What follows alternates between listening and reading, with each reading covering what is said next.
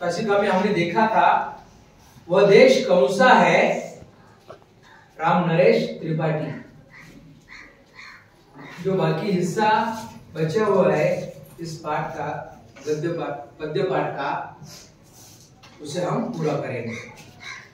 तो कल देखा था जिसके बड़े रसीले फल कंद नाज मेवे सब अंग अंग में सजे है वह देश कौन सा है?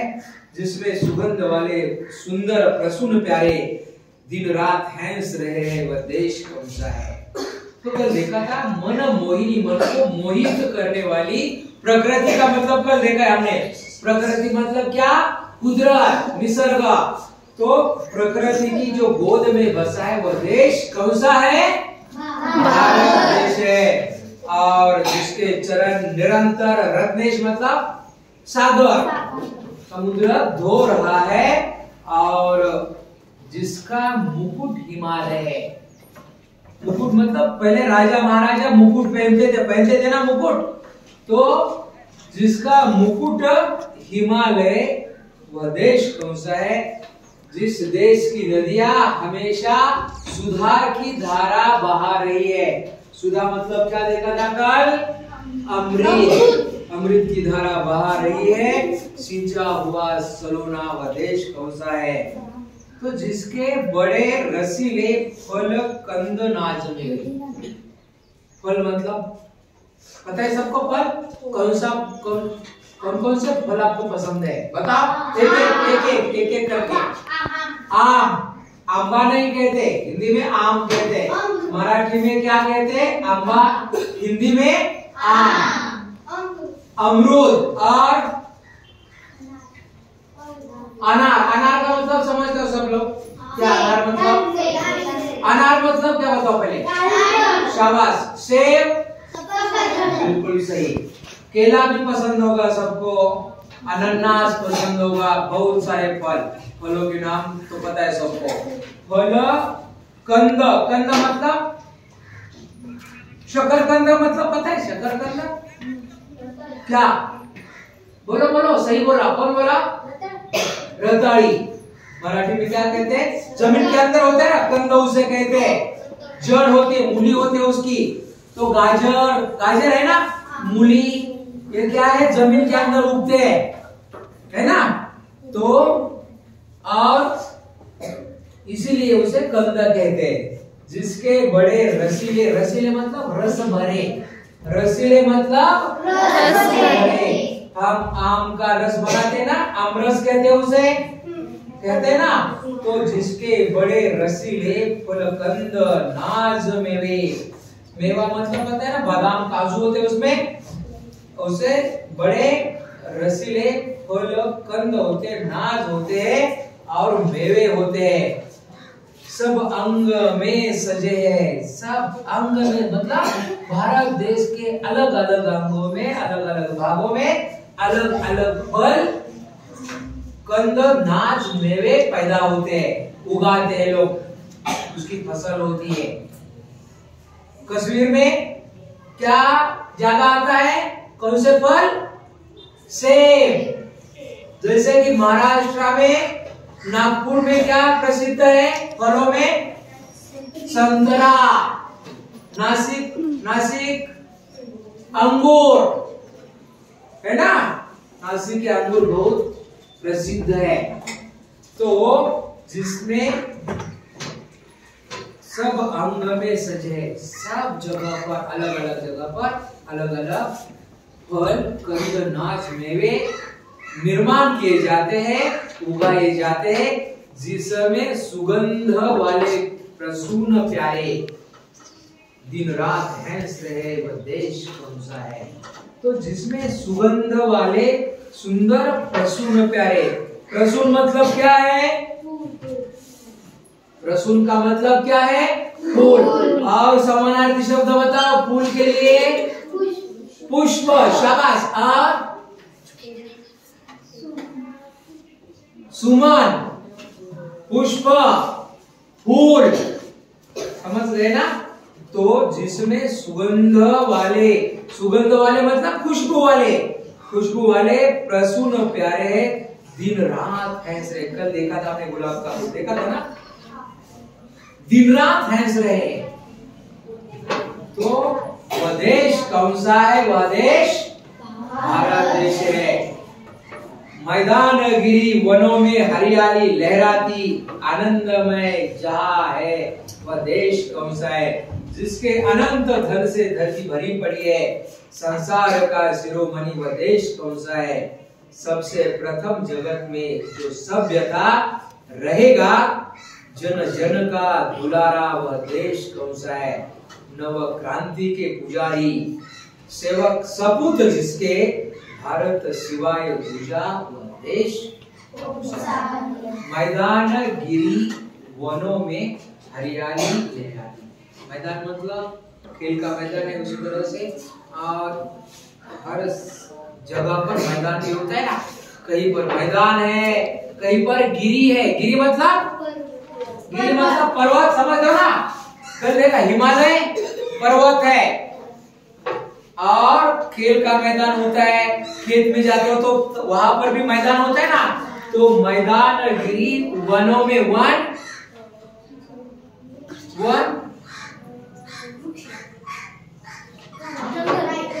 जंगल। वन का मतलब क्या है? जंगल। वन अरण्य। वनों में, मैदानों में, पर्वतों में जिधर देखो हरियाली हरियाली।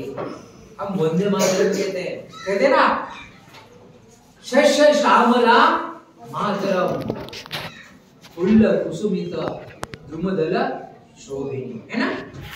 तो सुजलाम सुफलाम मलयज शीतलाम। सुजलाम मतलब जल से भरपे ज्यादा, सुफलाम फल से भी ज्यादा ज्यादा फल।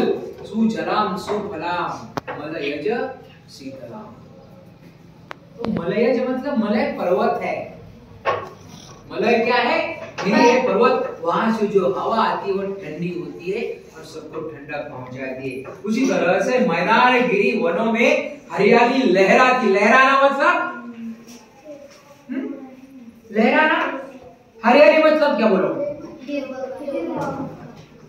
हरी हरी घास। घास मतलब गवत मराठी में। तो हरियाली लहराती है। पानी की लहर होती है ना, तो जब फसल होती है खेतों में, तो जब हवा आती है तब क्या होते हैं? ऐसे होते हैं ना, फसल होते ना, ऐसे ऐसे वह लहराती है, हरियाली लहराती है। आनंदमय जहां है वह देश कौन सा है? आनंदमय जहां आनंद है, कोई दुख कोई परेशानी चिंता नहीं है। आनंदमय जहां है वह देश कौन सा है? जिसके अनंत धन से धरती भरी पड़ी है। जिसके अनंत, अनंत मतलब क्या? बढ़िया है। अनंत मतलब बोलो।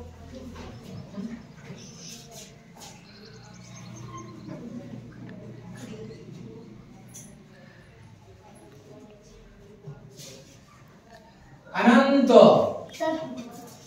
बोलो। अनंत मतलब, हाँ, अनंत मतलब बोलो। गणित में आप लोगों ने सीखा है अनंत। ज्यादा तो होता है, अनंत मतलब ज्यादा, लेकिन क्या? हाँ, असंख्य, बिल्कुल सही। और क्या कहते हैं? अनंत का मतलब क्या? जिसका अंत नहीं। अनंत जिसका अंत नहीं है। अनंत मतलब यहाँ क्या है? जिसके अनंत धन से। धन मतलब संपत्ति। यहाँ कौन कौन सा संपत्ति मतलब कौन कौन सी संपत्ति होती है? कौन कौन सी संपत्ति होती है? बोलो। पैसा मतलब संपत्ति है। हम अंग्रेजी में एक सुविचार बताते हैं, हिंदी में भी है वह। आप बताओ मुझे, दे दो, घड़ियां दे दो।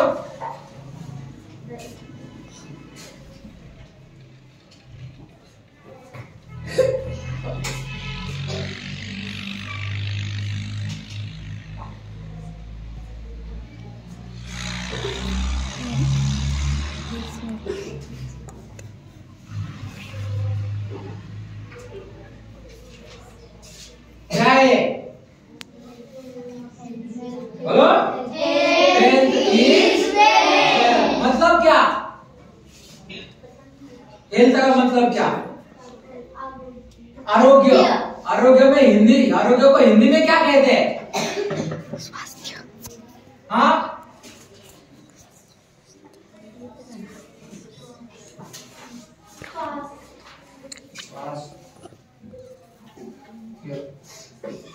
क्या कहते हैं? स्वास्थ्य।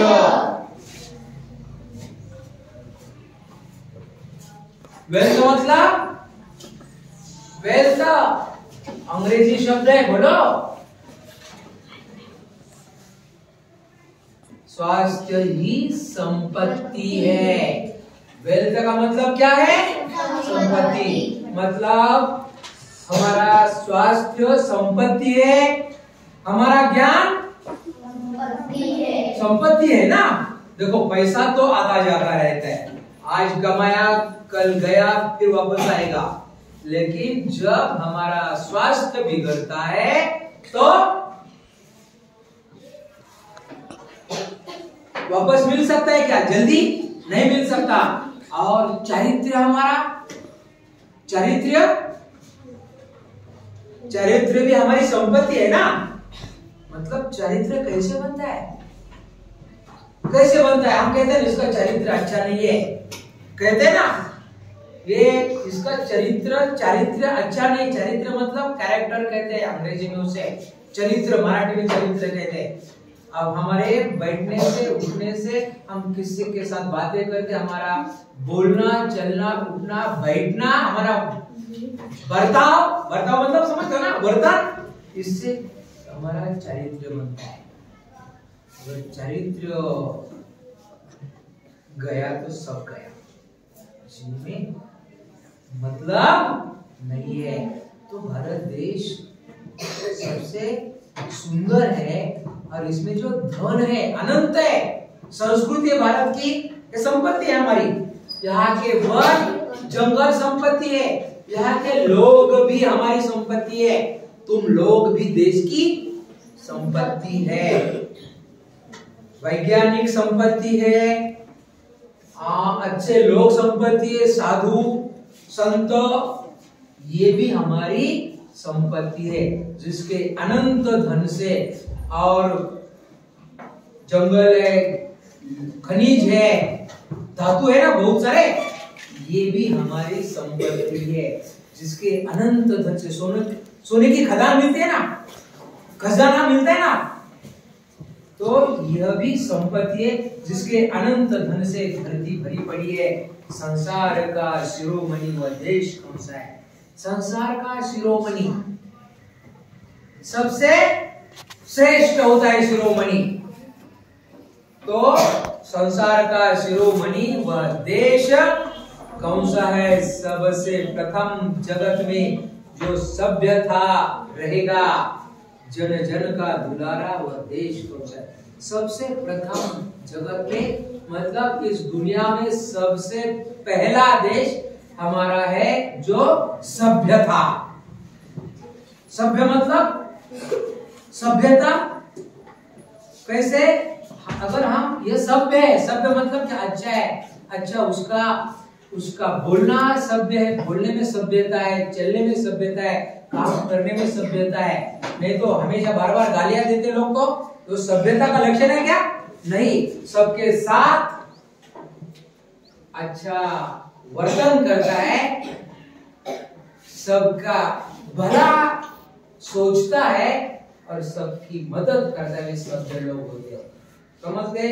तो सबसे प्रथम जगत में जो सभ्य था और रहेगा, देखो है, वह देश कौन सा है? भारत। तो यहाँ तीन बातें आई है,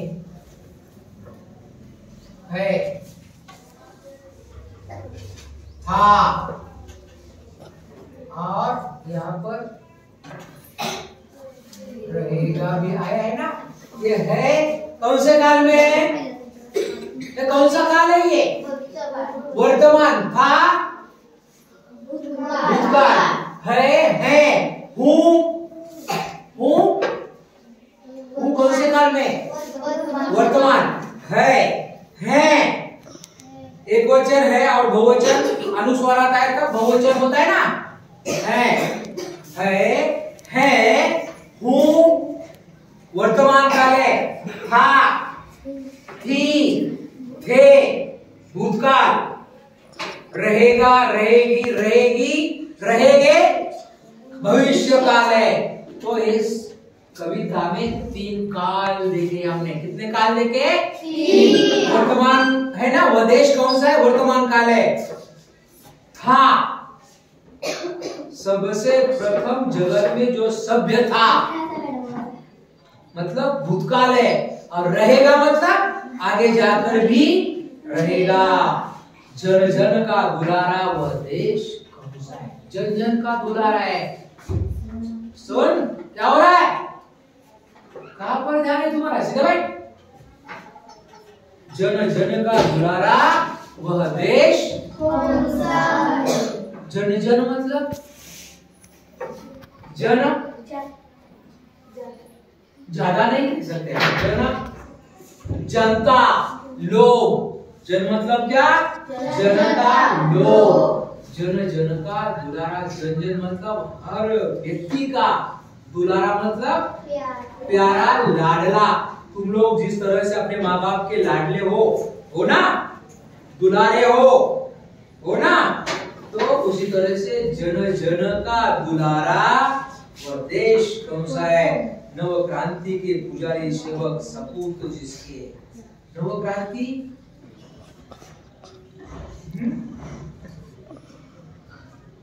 जननी की जय जय गाएंगे, आगे बढ़ते जाएंगे। आगे बढ़ना मतलब तरक्की करना। आगे बढ़ना मतलब क्या? तरक्की करना, खुद की, अपने माँ बाप की, गांव की, देश की, पूरे संसार की तरक्की। तो यह नव क्रांति हो गई। क्या हो गई? नव क्रांति। क्रांति का मतलब बहुत बड़े पैमाने पर बदलाव आता है। तो खेती की क्रांति हुई थी, किसान, कृषि क्रांति। पंजाब में बहुत ज्यादा, भारत देश में जब कृषि की क्रांति हो गई थी तब बहुत ज्यादा अनाज या फसल हमने उगाई थी। और क्रांति इतिहास में भी पढ़ा आप लोगों ने। क्रांतिकारक का नाम पता है? भगत सिंह, राजगुरु, सुखदेव। इन्होंने युद्ध में क्रांति की थी देश को आजादी दिलाने के लिए। और किसानों ने क्या किया? कृषि में मतलब खेती में क्रांति की। आप लोगों को भी क्रांति करनी है। किसमें? पढ़ाई में क्रांति करनी है। आगे जाके आप लोगों को बहुत बड़ा बनना है। बनोगे ना? बनना है? बनोगे? भविष्य काल आप होशियार थे, होशियार है और होशियार रहेंगे। ये तीनों काल हो गए। तो नव क्रांति के पुजारी, पुजारी मतलब जिस तरह से भगवान की पूजा करने के लिए मंदिर में पुजारी होते हैं, हमें पूजा किसकी करनी है? सरस्वती माता की पूजा करनी है। किसकी पूजा करनी है? सरस्वती माता की पूजा करनी है। मतलब उसकी पूजा मतलब पढ़ाई करनी है। नहीं तो हर दिन हर पल सरस्वती माता की तस्वीर लोगे और माता सरस्वती कीजिए, माता सरस्वती कीजिए, ऐसे नहीं करना है। पढ़ाई करो, पूजा ही है। नव क्रांति की पुजारी सेवक, सेवा करना। हम अपने माँ बाप की सेवा करते हैं, गांव की सेवा करते हैं, देश की सेवा करते हैं ना। महात्मा गांधी जी ने सेवा की, सावित्रीबाई फुले ने सेवा की, ज्योतिबा फुले ने सेवा की, ये ना। तभी आप लोग यहाँ पढ़ रहे हो, सीख रहे हो ना। क्रांतिकारों ने देश की सेवा की, देशभक्ति की। सपूत जिसके, सपूत 5वीं में पाठ पढ़ा है। सपूत, सपूत मतलब अच्छा बेटा, सपुत्री, सुपुत्री, अच्छी पुत्री, अच्छी बेटी। सपूत जिसके भारत सिवाय दूजा वह देश, भारत सिवाय दूजा, भारत के सिवाय कोई दुनिया में हो ही नहीं सकता। वह देश सिर्फ भारत ही है। बाकी देशों के नाम अलग अलग है क्या? नहीं। हमारे देश के नाम कितने हैं? बोलो, कौन कौन सा नाम है हमारे देश के? किस नाम से, कौन कौन से नाम से जानते हैं भारत को? भारत के नाम नहीं, और कौन से नाम है भारत के? नहीं पता? इंडिया, शाबाश। और बोलो भारत, और बोलो सारे जहां से अच्छा हिंदुस्तान। हमारा भारत को हिंदुस्तान भी कहते हैं। ऐसे किसी देश का है क्या?